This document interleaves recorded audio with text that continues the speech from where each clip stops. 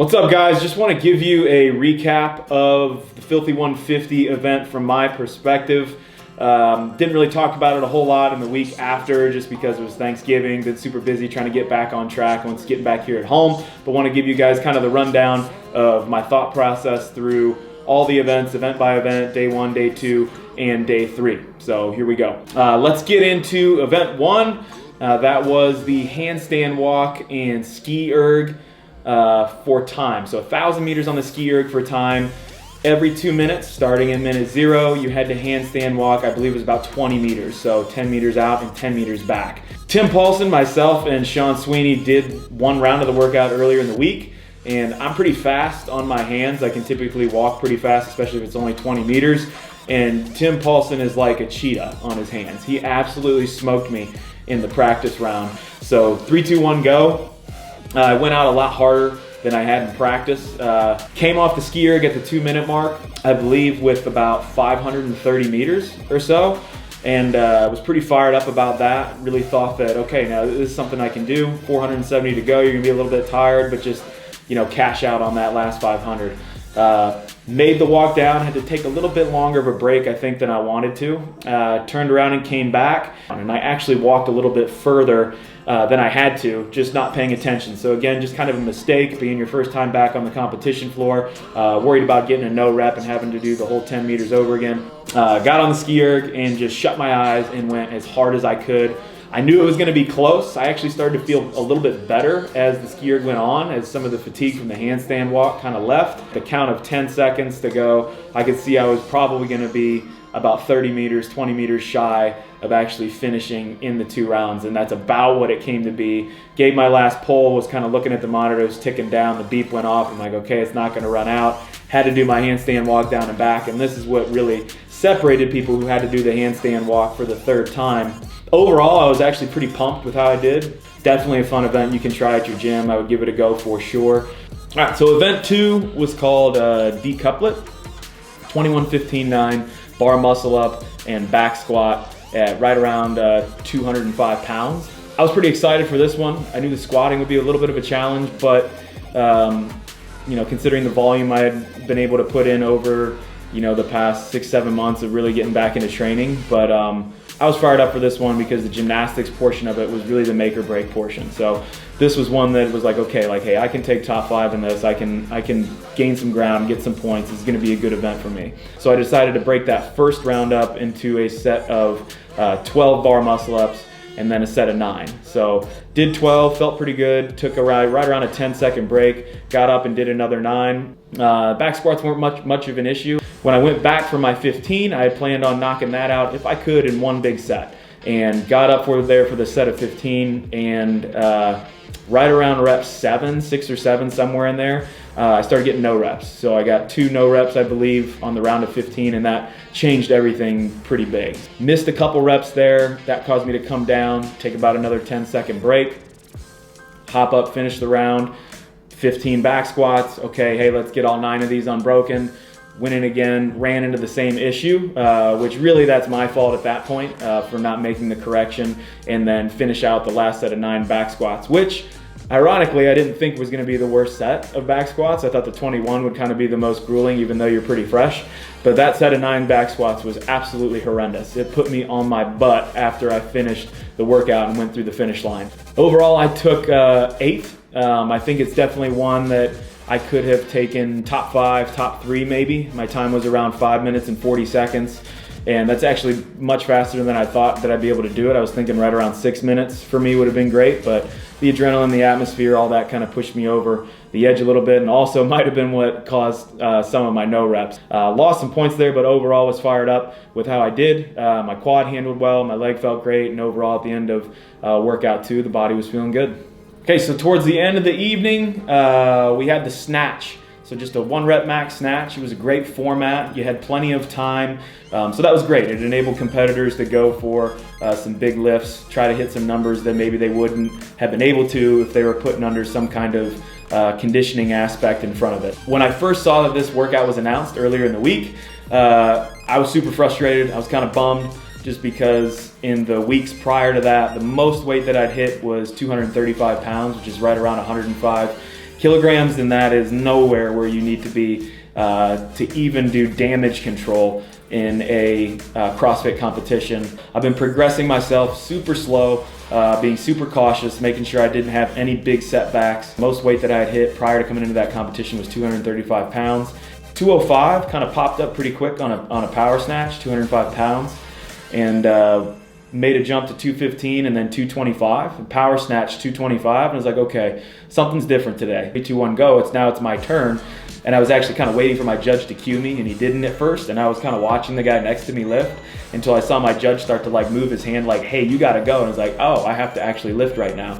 And so I went up and hit 205. Again, it felt super shaky. I went from 105, and instead of going to 110, I think I went to around 107, or instead of going to 115, I think I went to 110 or 107 or somewhere around there in terms of kilograms. Hit that lift and it felt great. After that, I went for 115, I believe, and then nailed that. And I was like, hey, why not? You know, you're in here in front of the crowd. The first time I went for 264 or 120, got underneath it, put the bar out of position, and that's why I missed. So immediately I knew, okay, hey, you got this lift. You got to get it a little bit further back over top of your spine. I pulled a little bit more with my elbow, getting the bar back over top. Stuck the lift, started to stand up, and was just so fired up, so psyched. I couldn't even describe it. Getting a 30-pound PR, 29-pound PR out on the competition floor with all the other guys. I think they put me in 14th, which was, you know, you only get about 44 points, I think, for that. And that's not a great finish. That's not really where you want to be, but you couldn't have told me that I was 14th. In my head, I was in first place. I was so stoked about that. To get back to that number was just huge, and it was a great way to end day one. All right, event 4, so we're at Saturday now, was a little wrinkle in the way that we had to do a rope climb. So it was 2 unbroken rope climbs, run 400 meters, 2 unbroken 400 meters, 2 unbroken 400 meters, and 2 more unbroken. So a total of 8 unbroken rope climbs. Because of the weather that day, the entire rope was soaking wet. There was no way to get it dry. It had rained before pretty much every heat, and that totally changed the way that this workout went down. Were you going to be able to hang on to your rope? Was your rope more wet than somebody else's? Those were basically the deciding factors for this event. All right, well, 3, 2, 1, go. I got the first rope climb up, legless, and the first foot of the rope hanging down from the rig was like extra wet, and I mean like soaking wet. So as soon as you went to touch the rig up top, if your hand was anywhere within that first foot, forget about it. Forget about having grip on it. You might as well have had your hand covered in ice. Like, there was no way that you weren't sliding down at some point. So got the first round in, headed out for the second round, took it super easy on the jog, or initially was running kind of hard, and then came around the corner and was like, there's really no point running this hard. You have to take your time to recover to make sure you get these next 2 unbroken rope climbs. Was able to make it up for the next rep, or the next 2 reps, but the fatigue was about 10 times worse than when I did it in practice with Christy over at CrossFit Polaris, because the amount of effort you had to put in to gripping the rope, even when you were allowed to use your legs on the second way up, was ridiculous. I could get no bite on the rope with my feet. The first legless portion honestly wasn't that bad. The way down was tough, but then the second way back up was basically almost like another legless portion, because I could get no grip on my feet. So when I came around for that third one, I think I made it all the way up on the legless, all the way down, started to climb back up, and every time I tried to bite with my legs, the rope would just keep slipping through my feet, and that was pretty much the end of the event for me. It was the only way I think I could have done better on that one is if, like I said, remembered how to do the old school way of wrapping my leg all the way around the rope. But is what it is. I think over about 50 to 60% of the field didn't even finish the workout. To the couple of guys who did, kudos to you. Little known fact about Sean Sweeney, he's got gorilla hands. He can hook grip a rope, so not surprised that he was able to actually finish that workout. Shout out to Will and Sean. I know that those 2 guys finished it. I think Roman Karenikoff also crushed it, so I'll have to take a look at how they did that and learn some of that skill. Okay, so event 5, middle of the day. Knew this was probably be one of the harder workouts that I had to do. I knew my leg stamina wasn't really there, wasn't where I needed it to be, but that just meant it was a great challenge for me. So this was something that, hey, let's finish this workout under the time cap, a little bit of damage control maybe, but get after it, push yourself a little bit harder than you feel like you need to or you feel like you can go. The double unders, actually, they threw another wrinkle at us. The morning of, they let us know it was going to actually be a heavier rope. So we weren't going to get our own double under rope. We had to use a different rope with a little bit heavier cable. So I was able to do the first set of lunges unbroken, but then kind of as those thrusters wore on, it just kind of wore me out. Wasn't able to keep up with the rest of the field. It's definitely a weak point for me right now, is that squatting stamina, and I'm sure just a little bit of strength. So it just shows me that there's something else that I need to work on. Also made a little bit of a mental error on my last lunge. I was able to lunge all the way up to the white line, and for whatever reason I put the dumbbells down before the white line. I had enough in the tank to do at least one more step. I don't know why I didn't. I put them down and my judge was even super surprised. They kind of looked at the dumbbells and looked at me and said, "You have to go back. That's a no rep." That's on me. I've competed for a long time and just lost focus there, and that's what caused me to not actually finish that event, which I was pretty ticked off about. Definitely going to do that one again here in the coming weeks and make it under the time cap. Event 6. So we're at the end of the day on Saturday. They announced this workout in our brief on Thursday night before the first day of competition. It's called Big Go. I gotta admit, I got pretty fired up when I heard that was the workout. This is something that I had a chance to win for sure. The sprint speed and the gas pedal events I've always been good at. It's something that I don't have to think about, and something that I've always been blessed with the ability to just kind of rip through. And I knew this was an event that I was going to have a chance to win. And so when I took the floor, it was in my head, I was like, don't slow down for a second. Don't think about any strategy. Just go absolutely as fast as you can through all 45 reps. Make sure you don't get any no reps on your deadlift. Was able to rip through my deadlifts, felt good, and then on the 21, it was just full send all the way through. And so I knew it was going to be close. I could see a judge's hand of another competitor go up right around the same time my judge's hand did, which meant we had about 5 reps to go. But I was feeling great, hammered out my last 5 reps, ran across the line, looked down the line, saw nobody else finish before me. And yeah, I was just pretty fired up. There's not much else to say other than that. Taking an event win with a handful of competitors who are 10 to 15 years younger than you, after I've been through what I've been through in the past year and a half in terms of surgeries, recovery, all the hard work that's gone into it. That wasn't just for me, that was for everybody who helped me get through it too, helped me get through and back onto the competition floor. Still love being a king of the 21:15.9, and the crowd let me have it. The crowd was phenomenal, and it just felt great to get that kind of response again. Felt great to be out on a competition floor again and take a win. So woke up on Sunday morning, final day of competition. My ankle was pretty huge. It was swollen up a little bit like a balloon. And when you step up on the line to do an event or to perform a task or whatever it is, you have to understand and tell yourself, this is the best I'm gonna feel today. This is reality. This is where I'm at. So swollen ankle, my knee hurts, whatever it is, none of that matters. You still have to go out and perform. That's the best you're gonna feel. This is just the situation you're in. There's no bones crying about it. There's no reason to complain about it. Just go execute the best that you can and give everything that you've got. Got absolutely dusted on the first bike ride.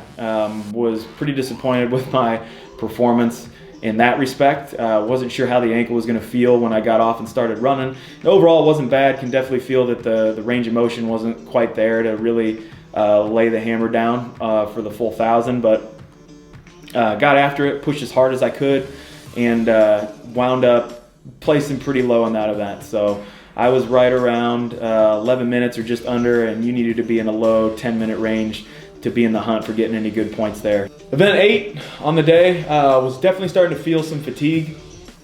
A 9-event competition over 3 days was a lot of bit more than I've been used to doing. Had definitely prepared the best that I could for the weekend, but was definitely starting to feel the fatigue set in after the trek run. Workout was 4 rounds for time, 30 calories on the assault bike, 25 toes to bar, and then rather than reps on the sandbag, you had to throw it over your shoulder, distance of 20 meters per round.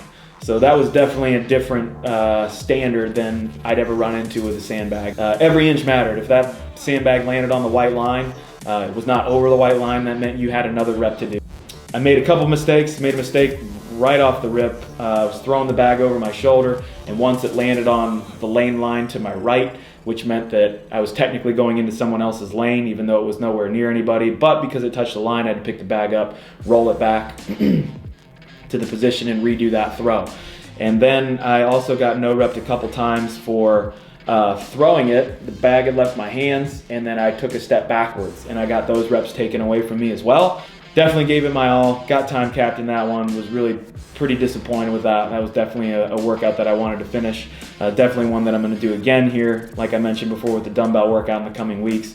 Get a little redemption on that and finish it under the 25-minute time cap. So 2 rough workouts to start on Sunday, did not place how I wanted, and it definitely took me out of the top 10 at that point. Okay, so last event of the day, last event of the competition. It was another fairly fast event, but with some definite difficulty with the amount of volume that had been done that weekend. In the warm-up area, I was smoked. I was definitely tired. Ankle was giving me problems. I could feel just the fatigue from the weekend.